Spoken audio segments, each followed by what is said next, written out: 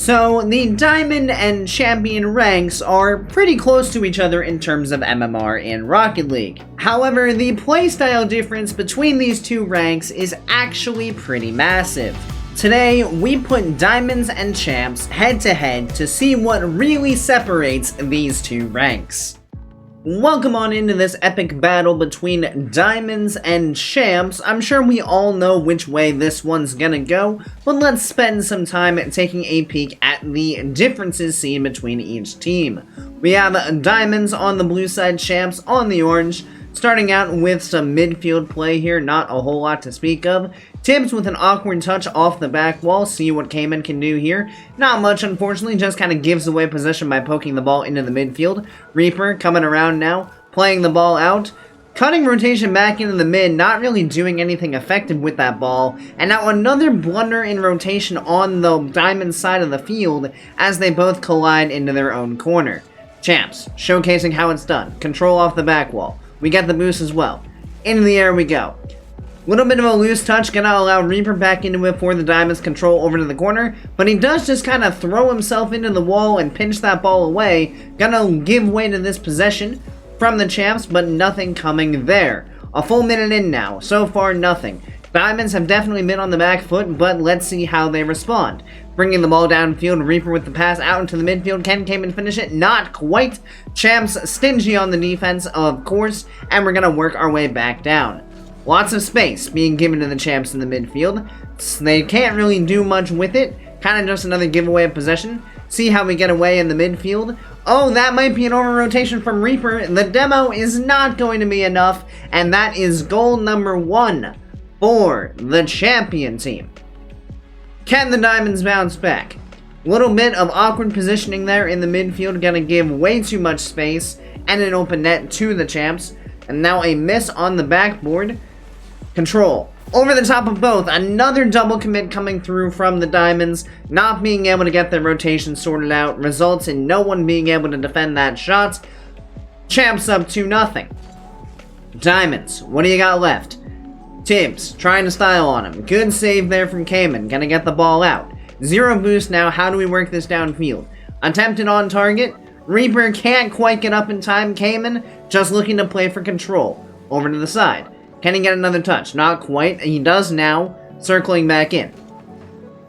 Diamonds once again stacking up on each other in the corner. No one there in the midfield to be able to respond to that pass. But they do maintain possession. Again, another loose touch. Gives the ball right back to the Champs. Lots of space now between the Diamond players, and the flick does come through. Cayman does manage to get back in time.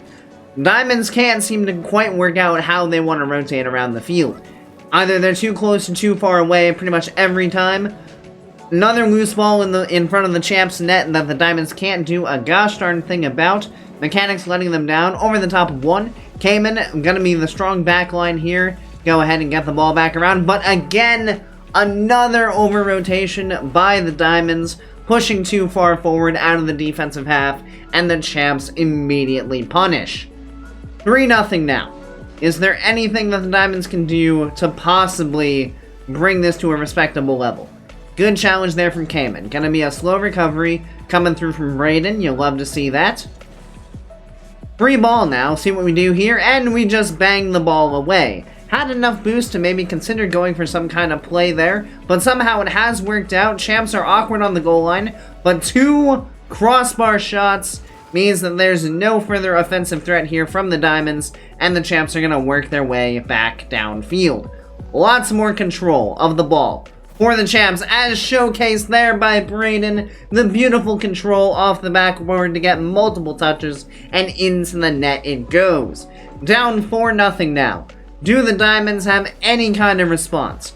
Reaper, nice recovery on the wall. Gonna make sure to get back to this ball, but he just kind of sits in the corner. Luckily, Tibbs just jumps past the ball and allows the Diamonds to maintain possession.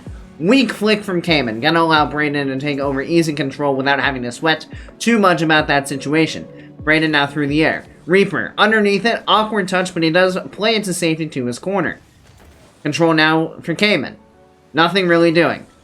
Pop out. It's going to be over the top of the Champ defense. And oh, that is not the touch Tibbs wanted. That is into the Champ's net. Not in the way that I think the Diamonds envisioned getting their first goal, but you know what? It works. What can you do? An own goal comes through, they're not going to say no to that. Reaper pushing out into the corner now. Again, leaving the ball for the champs to control. Good pass out from Cayman. Reaper had an opportunity for the shot, but couldn't get enough power on it and didn't get the placement either. Bumping off the backboard. Diamonds coming back through. Again, very loose touch, gonna give control right back over to the champs as they try to stay behind this. Tibbs coming on through. It's past the defense and it's into the net. Of course, what else is new? 5-1, 35 seconds left. This is about what we would have expected. Fake kickoff coming through from the champs. Diamond's gonna try to maintain possession, but it's pretty much one touch and done for the Diamonds on their touches that they get. They get one touch, and then they kind of think about maybe following it up, but they don't act on it fast enough, and then that just leads way to the champs to take over control. Meanwhile, you see the champs playing for those additional touches, being able to control the ball. Again, Reaper flipping this ball out away from him. It's going to give possession right back over to the champs, and that's really the name of this game. Champs controlling the ball with light, soft touches. Diamonds flipping the ball away, just throwing it away as fast as possible out of their defensive half, which just continuously gives control of the ball back to the champions, and the cycle repeats itself. Combine that with the Diamonds' rotations being a little tight, rotating into each other, double committing, not really sorting out who should go for the ball when, and you really see the advantage that the champs have. We move on now to split teams, one Diamond and one Champ on each squad. Now, theoretically, this should be very even, and let's see if the impact of having a Champ player on their team does anything to impact the play style that the Diamonds go for. Cayman, pop over the top, not going to be much there. It is just a 50-50, but they do maintain some form of pressure here on the orange half, but it looks like they'll be backing off now. Dribble coming through from Brayden. Flick up high, it's dangerous. Tibbs going to turn around and get control of this. Flick past the last man. Can he put this on target? Not quite. Unfortunate there from Tibbs. And now we do have a double commit coming through from the blue squad. But they do sort themselves back out. Looking for control again, but not going to happen. Reaper pushes the ball downfield. Cayman trying to get control. Reaper again with these very flippy challenges against the wall. Really leads to some struggles for him to recover. And that is not the touch I think he wanted, but a lot of hesitation there from the Diamond. Lack of communication between Tibbs and Cayman really results in the orange team being able to break out. Brayden playing over the top. Faking off of it, gonna allow Tibbs to take control. Reaper, though, not having any of that, and we see a very, very aggressive challenge coming through from the Diamond Reaper, and it does do wonders. Tibbs really not expecting that challenge to come through, and all of a sudden, they find themselves down 1-0. Reaper, great boost steal as well. Really getting in the face of the blue squad here. Really turning up that aggression, which is something we really didn't see in the Diamond versus Champ matchup. Maybe the fact that he has more confidence in his teammate behind him, he's more willing to just kind of go for stuff. Loose touch again from Tibbs. Tibbs really not getting the touches he wants so far in this game. Another dangerous ball coming around from Reaper. Good pass out, but that is a dangerous jump there from Brayden. Gonna leave Reaper as the last man back, but Reaper holds his ground. Pop over the top. Lovely control. Isn't an open net. It's slow, just not enough power. Does everything right, keeps control of the ball, and just can't put enough power on the shot to make it threatening. Again, though, Orange finds themselves past the entire defense. Can they make this one work? Over the top. Looked like Tibbs was trying to take control, but Cayman comes in and says, no, I'm smacking this ball away. We're moving with speed around the field. Tibbs trying to play calm again. Keep the ball under control. It pinches past him, but they do circle back around. Should be fine. Not a great touch, though, from Cayman off the sidewall. Gonna make it very awkward. Tibbs, though, does a great job of control. Reaper coming in. Powerful touch over the top. Can he finish this one out? Not a friendly bounce, and then an awkward backwards touch. It's going to send Orange back into their own half. Brayden, though, doing a great job of keeping control of the ball, making it a little awkward for the blue squad in the midfield. I will say, out of the two Diamond players, it does seem like Reaper is doing a bit of a better job adjusting to playing with a champ player than Cayman. But that's not to say that Cayman can't bounce back here. See how we get along. Touch up from Brayden. Cayman panicking in the net, thinking it's in and it's not. But Reaper now caught a little too far forward once again. Tibbs, now going to have an opportunity up the wall, but it does roll up awkwardly. Brayden now with control. Cayman last one back. What can he do? Not much with Brayden. Flip resetting over the top of him. Let me tell you, the orange team of Reaper and Brayden is looking real solid right now. Awkward kickoff though. Brayden just didn't hit the ball, hit the player instead. Good clear though from Reaper coming through. Pop up from Cayman, see if he has anything going on here. Not quite. Brayden gonna control the ball back to the corner. Solid boost steal from Tibbs. Gonna make this transition for the orange squad very awkward. Reaper coming in to bail his teammate out. You love to see that support coming through, but now this is awkward. Everyone's kind of flailing at the ball. Do we have anything here? Not really. I think the orange team would rather not discuss that defensive sequence. Was a little bit of awkward situation for sure.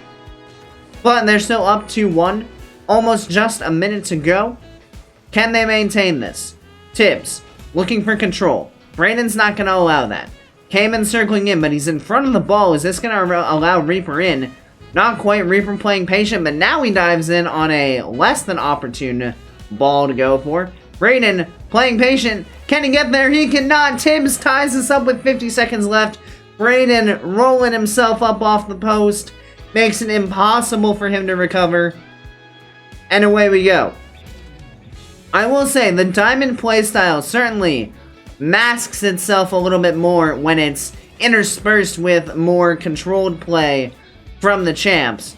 Although I will say, Reaper certainly has turned up the aggression in this game. Over the top. Tibbs, though, gonna punish that aggression. Slot one home. 3-2 lead for the blue squad. Orange had a great start to this game, but all of a sudden it's fallen apart. Is that rolling in? Not quite. It's off target. 25 seconds to go. What does the orange team have left? Bumping each other in the midfield. Kind of awkward. Looked like Reaper was trying to take control there, and he's actually been bumped off by Brayden. Interesting situation. But again, Reaper with this loose touch into the wall. Not maintaining control of the ball. That is a good challenge, though. 7 seconds left. What can Brayden do here? It all comes down to this next touch. It's off the back wall. It's not into the midfield. Reaper keeps it up. Can Brayden get back to it? Not quite. It's down, and that will do it. The blue team of Cayman and Tibbs secures the win in the mix-up matchup.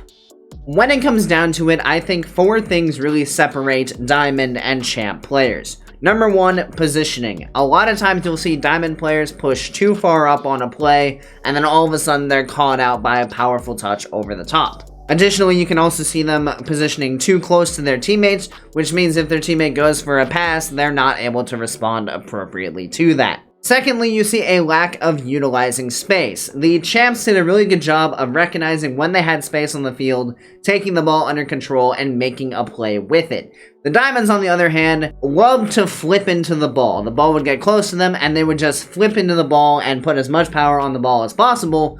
But in doing so, they didn't utilize the space at all, and in fact, just gave the ball back to the champs. Then you have rotations. The champs did a wonderful job of making sure that they both had space to operate. They weren't right on top of each other. They weren't rotating back into each other's plays. They were really giving each other space to do what they wanted to do on the ball. The Diamonds, on the other hand, found themselves in the same spot as each other extremely often, and this meant that with both of them covering one spot on the field, if one of them was beaten, both of them were beaten. You'd like to see them space out those rotations a little bit more, make sure you always have only one player going for a ball at any given time.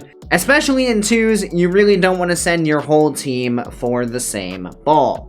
And then you look at challenges. The champ's advantage here was so for any diamonds working your way up to champ, you're going to want to follow these 4 steps to success. Controlled challenges. When they were taking challenges, they were positioning their car in advantageous situations. The diamonds, on the other hand, were going for more all-in send-it challenges where they just threw themselves at the ball and hoped for a positive outcome. you start to learn that 50-50s are largely based on skill. The player that positions their car in a more advantageous spot is the one that is going to come out on the other side of the 50-50 in a better position.